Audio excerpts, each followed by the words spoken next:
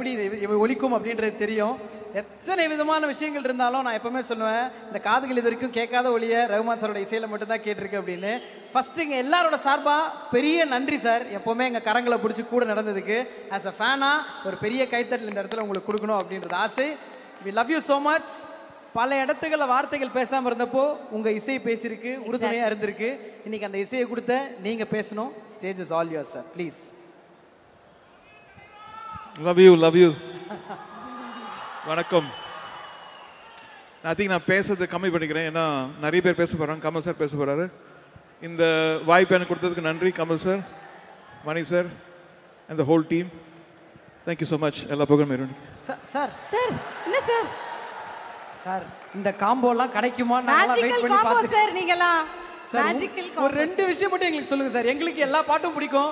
உங்களுக்கு பிளேலிஸ்ட்ல ஃபர்ஸ்ட் பாட்டு இந்த படத்துல இருந்து பிடிச்ச பாட்டுனா எந்த பாட்டு சார் நீங்க சொல்லுவீங்க? விண்வெளி நாயகா. ஓகே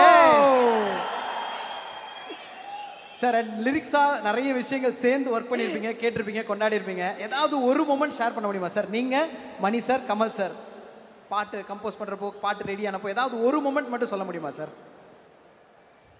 ஐ திங்க் இந்த பேக்ரவுண்ட் ஸ்கோர் பண்ணும்போது ஒவ்வொரு ஃப்ரேம்லும் வரும்போது ரியலி ரசிச்சு பண்ணேன்.